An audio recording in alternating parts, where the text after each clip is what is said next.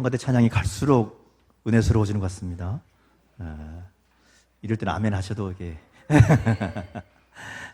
감사하고요.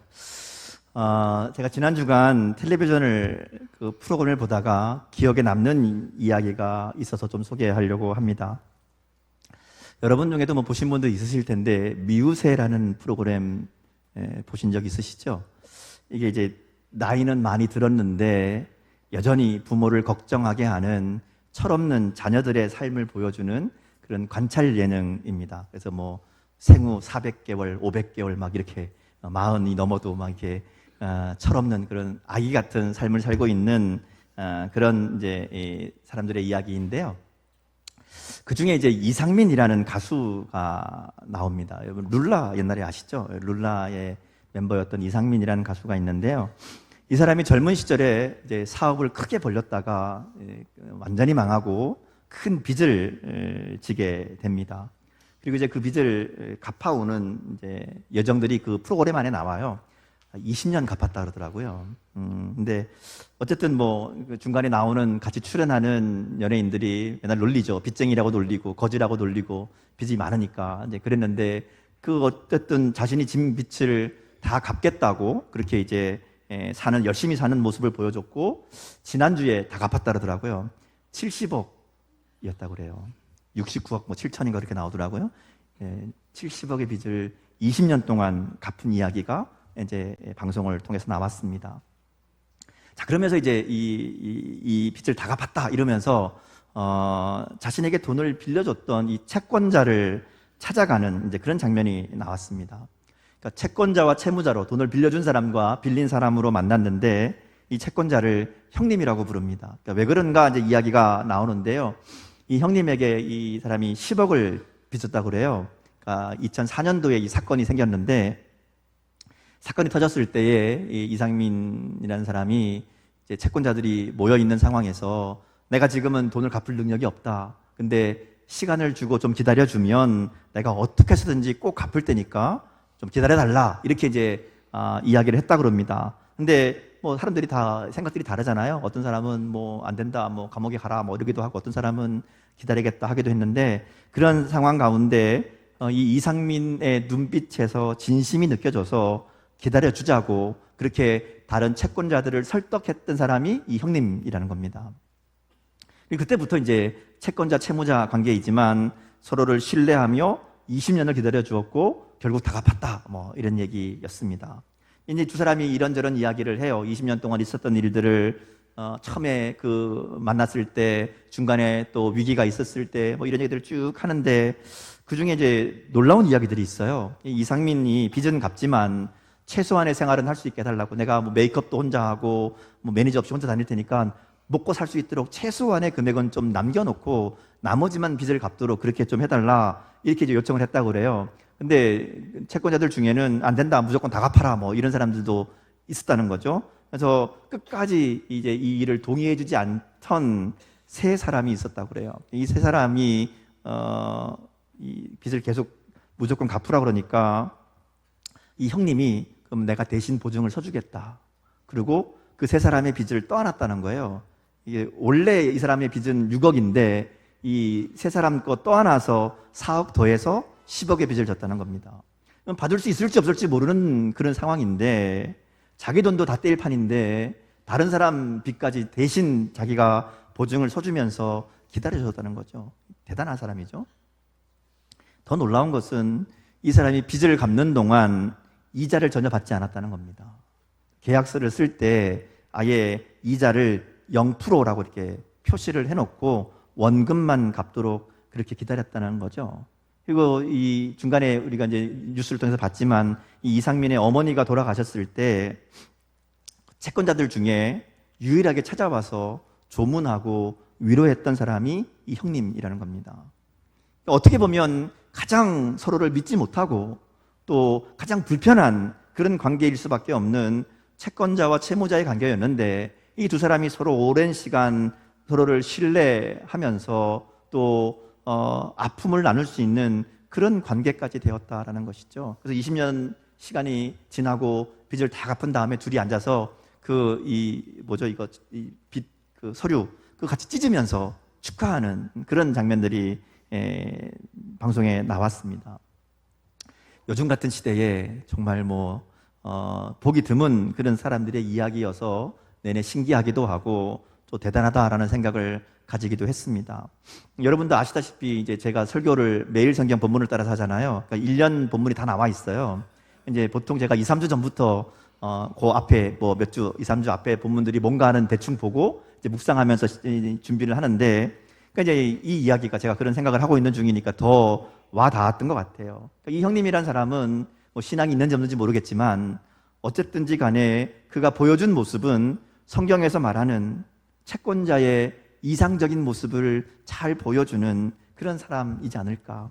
오늘 본문이 이제 그런 얘기 하거든요. 오늘 본문에 보면 이스라엘 백성들이 가나안 땅에 들어가서 살 때에 반드시 기억하고 지켜야 될 일상에서 여러 규칙들을 이야기합니다. 그 중에 특별히 가난하고 소외된 자들, 빚진 자들, 이들을 어떻게 대할 것이냐, 이 이야기가 오늘 본문의 내용이거든요. 간단하게 얘기하면 약자들을 보호하고 배려해 줘야 된다. 그게 하나님의 뜻이다. 이게 율법의 내용입니다. 예수님이 말씀하신 것처럼 율법의 핵심은 사랑이라고 할 수 있습니다. 하나님을 사랑하고 이웃을 사랑하는 것, 이게 율법의 가장 중요한 원칙이고요. 그래서 하나님은 모세에게 율법을 주시면서, 율법을 설명해 주시면서, 백성들에게 알려주시면서 그 중에 가장 중요한 얘기가 뭔가 하면 사람들과의 관계에서 그들을 사랑으로 대하는 것, 그것이 하나님이 가장 원하시는 중요한 삶의 원칙이라는 것을 반복해서 말씀합니다. 오늘 내용도 그런 내용들인데요. 좀 볼까요? 10절에서 13절 내용을 보면요, 돈을 빌려준 경우에 대한 이야기입니다.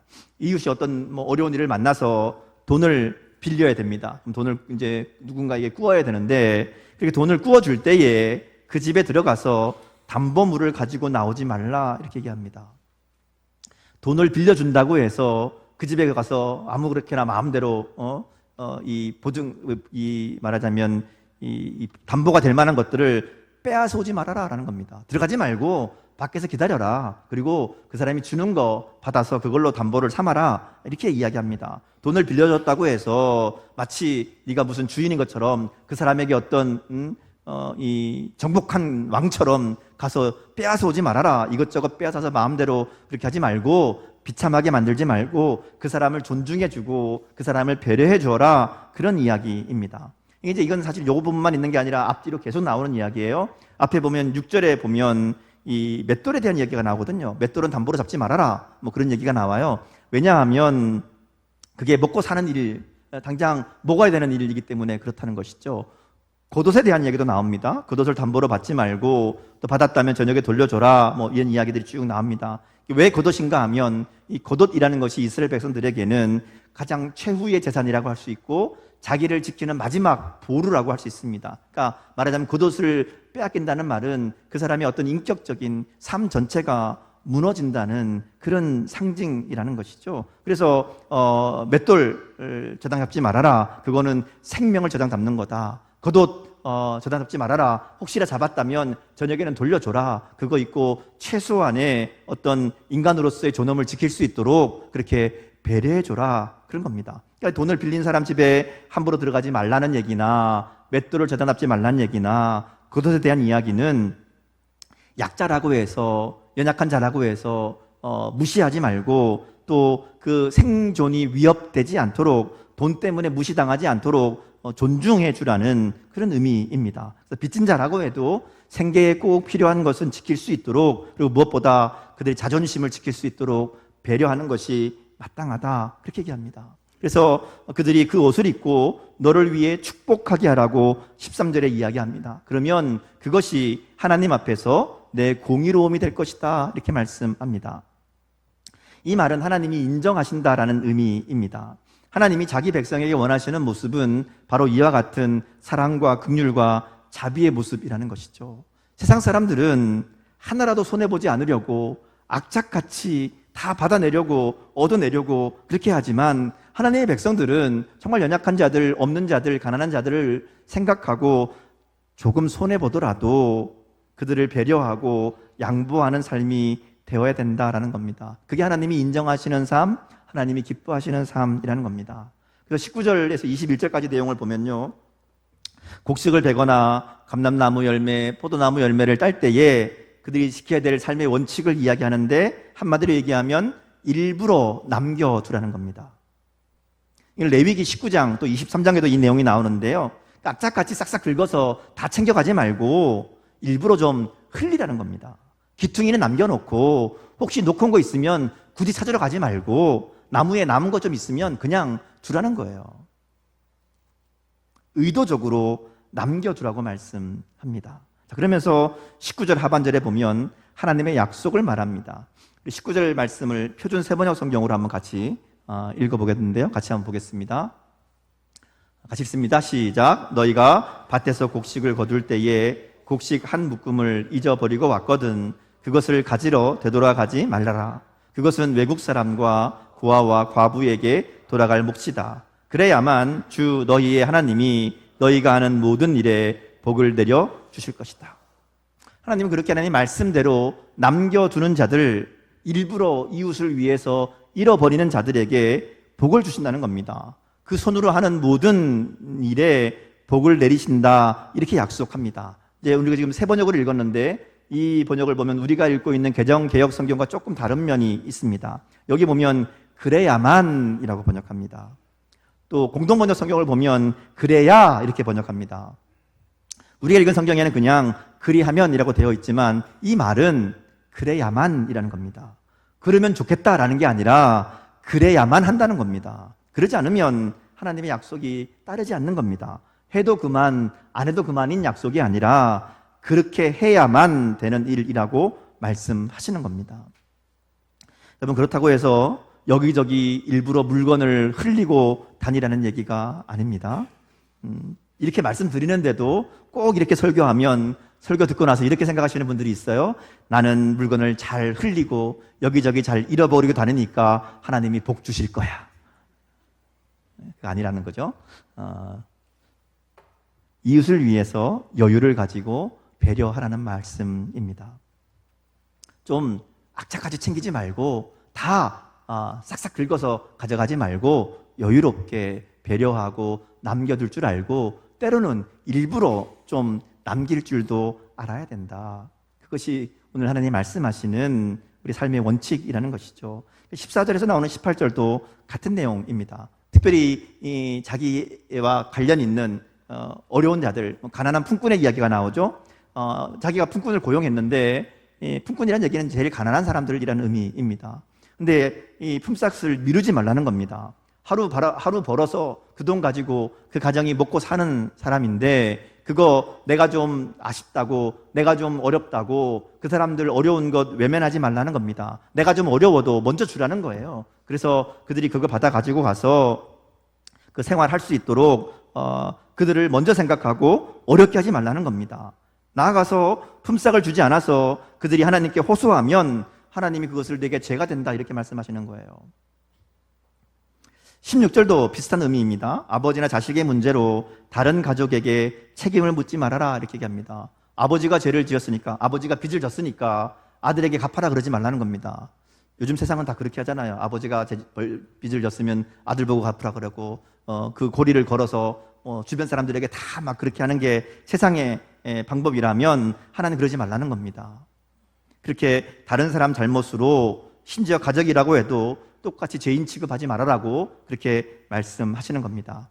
17절도 마찬가지죠. 객이나 구하나 송사를 억울하게 하지 말고 과부의 옷을 전당 잡지 말아라 이렇게 말씀합니다.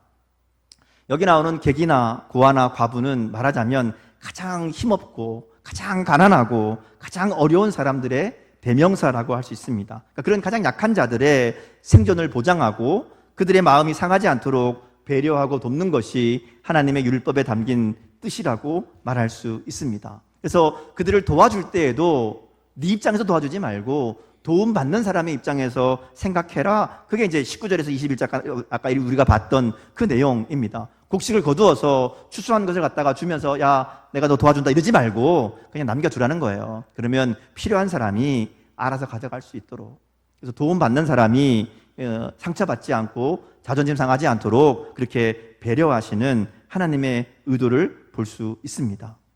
우리가 누군가를 도울 때에도 그래서 내 입장이 아니라 도움받는 사람의 입장을 먼저 생각할 수 있어야 됩니다. 하나님은 연약한 자들 돕는 거 중요하지만 돕는다고 내 이름 내고 우리가 뭐 했다 이렇게 자랑하고 그러지 말라는 거예요. 오히려 도움받는 사람들이 불편하지 않도록, 어렵지 않도록, 그 마음이 상처되지 않도록 잘 배려하고 존중하는 것, 그게 더 중요하다. 그래서 추수하는 이 일을 이야기하면서 이런 방법으로 밭에 남겨두어서 어려운 이웃들이 가져가도록 이런 방법을 말씀하시는 겁니다. 돕는 일에도 하나님의 지혜가 잘 드러나는 대목이라고 할 수 있고, 우리도 누군가를 돕거나 관계에서 잘 기억해야 될 아주 중요한 이야기라고 할 수 있습니다. 하나님 반복해서 이렇게 하나님의 백성들은 약자들에게 관심을 가지고 도울 줄 알고 배려할 줄 알아야 된다, 그렇게 말씀하시면서 오늘 말씀에 보면 그러면 네가 손으로 하는 모든 일이 복되게 할 것이다, 이렇게 약속합니다. 잠언에도 보면 이 어려운 이웃들을 돕는 것에 대한 하나님의 약속이 있습니다. 잠언 19장 17절 말씀인데요, 한번 볼까요? 같이 한번 읽겠습니다. 자, 시작. 가난한 자를 불쌍히 여기는 것은 여호와께 구워드리는 것이니 그의 선행을 그에게 갚아 주시리라. 하나님 뭐라고 얘기하는가 하면, 가난한 자들 돕는 거, 불쌍히 여기는 거, 그거 하나님께 하는 거다, 하나님이 갚아주시는 거다, 이렇게 이제 이야기합니다. 또 잠언 11장 24절 25절 말씀 한번 보겠습니다. 같이 읽습니다. 흩어 구제하여도 더욱 부하게 되는 일이 있나니 과도히 아껴도 가난하게 될 뿐이니라. 구제를 좋아하는 자는 풍족하여질 것이요 남을 윤택하게 하는 자는 자기도 윤택하여지리라. 자, 남에게 나누어 주면 자기께 없어지는 것 같지만 더 부유해진다라는 겁니다. 아무리 아껴도 정말 쓸 때 쓰지 않으면 그러면 더 가난해진다라는 거예요. 오히려 베푸기를 좋아하는 사람이 부유해진다는 것이죠. 하나님이 그 삶을 책임져 주시겠다, 이렇게 말씀합니다. 나아가서 야고보서 1장 27절에는 이렇게 말씀합니다. 같이 한번 볼까요? 하나님 아버지 앞에서 정결하고 더러움이 없는 경건은 곧 고아와 과부를 그 환난 중에 돌보고 또 자기를 지켜 세속에 물들지 아니하는 그것이니라. 여기 보면요, 어려운 자들을 돌보고 배려하고 돕는 것은 단순히 율법을 지키거나 또는 하나님의 복을 받기 위한 것만이 아니라 우리의 경건한 삶과 관련이 있다, 이렇게 얘기합니다. 우리는 어려운 이웃을 돕고 섬기는 것이 단순히 하나님 율법을 지키기 위해서, 하나님 말씀하시니까 해야 되는 일이니까, 착한 일이니까, 그리고 그렇게 하면 복 주신다니까 그 일을 하는 것이 초점이 아니라는 겁니다. 그렇게 섬기는 자에게 복을 약속하시지만 그 목적이 그것이 아니라 더 중요한 이유가 있다는 것을 이야기합니다. 오늘 본문이 바로 이제 그 얘기를 하는데요, 18절 말씀을 같이 한번 읽겠습니다. 자, 시작. 너는 애굽에서 종 되었던 일과 내 하나님 여호와께서 너를 거기서 속량하신 것을 기억하라. 이러므로 내가 내게 이 일을 행하라 명령하노라. 자, 그리고 22절도 보겠습니다. 같이 읽습니다. 시작. 너는 애굽 땅에서 종 되었던 것을 기억하라. 이러므로 내가 내게 이 일을 행하라 명령하노라. 자, 거의 똑같은 얘기가 두 번 반복해서 나옵니다. 반복된다는 얘기는 중요하다는 얘기입니다. 우리가 연약한 자들을 돕고 이웃 사랑을 실천할 때에 반드시 우리가 기억해야 될 것이 있다는 겁니다. 그거는 우리도 그들과 같이 연약하고 불쌍한 인생이었고 하나님이 우리를 구원하시고 복되게 하셨다라는 겁니다. 이거 기억하라는 거예요. 하나님께서 한없는 은혜와 사랑을 우리에게 베푸셨기 때문에 우리가 그것을 받은 자라는 것을 기억하고, 그래서 지금 우리가 이곳에 이르게 된 것은 하나님의 은혜로 된 것이라는 것을 잊지 말라는 겁니다. 그 마음으로 나누라는 거예요. 그렇게 나눌 때 그것이 경건이라고 얘기합니다. 왜냐하면요, 이웃을 배려하고 나누고 섬기는 것이 곧 하나님의 은혜를 고백하고 인정하는 것이기 때문에 그렇습니다. 내가 하나님의 은혜를 받은 자라는, 하나님 나에게 은혜를 베푸셨다는 이 분명한 고백을 가지고, 그리고 그래서 이웃을 배려하고 섬기며 나누는 삶을 사는 겁니다. 단순히 착한 일을 하는 게 아니라 하나님의 은혜를 고백하는 것이고 하나님의 은혜를 나타내는, 인정하는 것이기 때문에, 그래서 그러한 삶이 경건한 삶이다, 이렇게 말하는 겁니다. 하나님을 기억하는 삶, 하나님의 사랑, 하나님의 뜻을 그대로 행하는 삶. 우리가 다 나그네였잖아요. 우리가 다 고아와 과부 같은 그런 영적으로 그런 존재들이었습니다. 그런데 예수님이 이 땅에 오셔서 우리를 위해 십자가에 죽으심으로 우리를 하나님의 자녀가 되게 해 주셨다는 것이죠. 우리 더 이상 나그네나 고아나 과부가 아니라 하나님의 자녀, 하나님을 아버지라고 부르는 그런 존재로 우리를 삼아 주셨다는 겁니다. 우리가 그 은혜를 안다면, 그 은혜를 기억한다면, 그러면 하나님이 말씀하시는 이웃을 사랑하는 이 삶을 살아가게 된다라는 것이죠. 그래서 우리가 꼭 어떤 물질이 풍부해야만 누군가를 섬기고 도울 수 있는 게 아닙니다.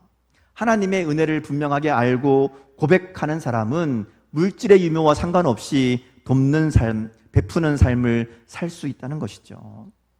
우리의 모든 소유가, 우리의 모든 물질과 우리의 생명까지 하나님이 주신 것이라는, 하나님이 주인이시라는, 하나님의 선물이라는 이 분명한 믿음과 고백이 있다면, 그러면 우리가 처한 상황이 어떠하든지 간에 감사할 수 있고요, 자족할 수 있고요, 그래서 이웃을 향해 긍휼한 마음으로 살아갈 수 있다는 겁니다. 이 은혜를 모르니까, 이 은혜를 고백하지 않으니까 나만 바라보고 나누고 베푸는 것이 아니라 움켜쥐고 빼앗고 살아갈 수밖에 없다라는 것이죠. 오늘 본문과 같은 내용을 기록하고 있는 레위기 19장에 보면요, 이 가난한 이웃을 위해 땅의 소산을 남겨둘 것을 이야기하시면서 그 뒤에 한마디 붙이는 말씀이 있습니다. 레위기 19장 10절에 보면 나는 너희의 하나님 여호와니라 이렇게 말씀합니다. 오늘 우리가 읽은 본문 19절에서는 복을 약속하거든요. 내가 손으로 하는 모든 일이 복되게 할 것이다 이렇게 복을 약속하지만 레위기에서는 나는 너희 하나님 여호와다 이러고 끝나요. 이게 무슨 얘기인가 하면요, 너희의 하나님이라는 말을 우리가 잘 생각해 봐야 된다는 것이죠. 하나님은 이스라엘 백성들을 애굽에서 그들의 종 되었던 곳에서 구속하신 분이라는 겁니다. 너희의 부르짖음과 신음을 듣고 너희를 구원하신 너희의 하나님 여호와라는 겁니다. 너희가 나와 그런 관계라면 너희도 마땅히 이웃들을, 어려운 자들을 돕고 섬겨야 된다는 것이죠. 고통 가운데 있는 그들을 구원하신, 그들의 아픔과 슬픔과 고통을 외면하지 않으신 그 하나님의 은혜를 받았다면 너희도 이웃의 슬픔과 아픔을 외면하면 안 된다는 겁니다. 이 하나님의 은혜를 먼저 받은 자로서 그 은혜를 나누는 삶이 되어야 된다는 것이죠. 그래서 은혜 받은 자의 마땅한 도리라는 겁니다. 그래서 하나님, 이웃을 사랑하는 것은 내 힘으로 하는 것이 아니라 하나님께 받은 은혜로 하는 겁니다. 하나님의 은혜를 전하는 겁니다. 그러기에 우리가 이웃을 섬기고 배려하고 돕는 것은 단순히 물질을 얼마나 주고 돈을 얼마나 주고 이 문제가 아닙니다. 내가 받은 은혜, 내가 받은 사랑, 그것을 그대로 전하는, 그래서 물질을 주기도 하고 몸으로 돕기도 하고 그리고 그 가운데 예수 그리스도를 전하는, 생명의 복음을 전하는 이 일이 반드시 있어야 된다는 것이죠. 단순히 어려운 사람들 좀 도와주고 조금 내가 착한 일 했다, 선한 일 했다 이러고 살라는 얘기가 아닙니다. 그냥 이 퍼주는 나눔이 아니라 사람을 살리는 나눔, 내가 받은 은혜를 나누는, 내게 주신 하나님의 은혜와 생명을 나누는 그런 나눔이 되어야 된다는 것이죠. 나는 드러나지 않아도 하나님이 드러나는 그런 나눔이 되어야 됩니다. 그래서 지혜가 필요하고 기도가 필요하고 계획이 필요합니다. 말씀을 정리합니다. 우리가 물질이 많아서 내가 더 건강해서, 내가 더 능력이 있어서, 내가 누구보다 나아서 누군가를 도울 수 있는 게 아닙니다. 하나님의 은혜를 받았기 때문에, 하나님의 능력을 힘입어 살기 때문에, 그래서 우리는 더 연약한 자들, 소외된 자들, 그들을 긍휼히 여기고 돕는 삶이 되어야 된다는 것이죠. 개인의 삶만 그런 게 아닙니다. 교회도 마찬가지예요. 교회가 이 땅에 존재하는 이유도 이 세상 가운데 있는 연약한 자들을 돕기 위함입니다. 어려움 가운데 있는, 고난 가운데 있는 자들을 돌보고 죄와 사단의 권세 아래 있는 그들에게 예수 그리스도의 복음을 전함으로 생명을 얻게 하는 것, 이게 교회가 존재하는 목적이라는 것이죠. 그리고 우리가 이 일을 위해 살아가야 됩니다. 오늘 우리의 삶에 하나님 때문에, 하나님께 받은 은혜 때문에, 하나님의 자녀로 살아가려고 애쓰는 그 일 때문에 손해보는 게 있어야 됩니다. 의도적으로 남겨두는 게 있어야 된다는 것이죠. 그래서 꼭 어려운 사람을 돕는 것만 이야기하는 게 아닙니다. 가장 분명한 갑을관계라고 할 수 있는 채권자와 채무자의 관계에서도 이 돈 빌리는 사람을 이렇게 세밀하게 살피라고, 배려하라고 하신 말씀은 우리가 만나는 모든 사람, 모든 관계를 어떻게 대해야 하는가 하는 것을 분명하게 보여주시는 말씀이라는 겁니다. 세상 사람들이 보기에는 무시할 수 있고 함부로 할 수 있는 그런 관계까지도 세심하게 배려하고 돌보라는 것은 우리의 모든 관계가 그래야 된다는 겁니다. 하나님이 함께 살아가게 하신 우리의 주위 사람들과 그들을 만나고 대하고 함께 할 때에 긍휼과 사랑의 마음으로 바라보고 관심을 가지고 그들의 어려움을 살피고 그리고 기꺼이 그들을 위해 나의 손해를 감수할 수 있는 그런 삶이 되어야 됩니다. 혹시라도 우리보다 힘이 없어 보이고 약해 보이고 그런다고 해서 무시하고 함부로 대하는 모습이 우리 가운데 있어서는 안 된다는 겁니다. 더 세심하게 배려하고 섬기는 모습이 있어야 될 줄 믿습니다. 오늘 우리가 누구인가를 분명하게 기억하는 삶. 그래서 내게 베푸신 하나님의 은혜와 사랑을 가지고 우리가 이웃을 돌보며 섬기며 그들 가운데 하나님의 은혜를 나누면서 내가 하나님의 사랑받는 자녀임을 날마다 고백하며 감사하는 그런 삶이 되어야 될 줄 믿습니다. 서로를 위해 기꺼이 손해를 받아들이고 의도적으로 남겨두는 사랑의 실천이 우리 가운데 있기를 바랍니다. 그래서 우리의 삶이 날마다 우리에게 베푸신 하나님의 은혜를 기억하며 감사하며 그래서 하나님의 사랑으로 이웃을 배려하며 섬기는 삶을 살아가는 저 여러분 될 수 있기를 주님의 이름으로 축복합니다. 기도하겠습니다.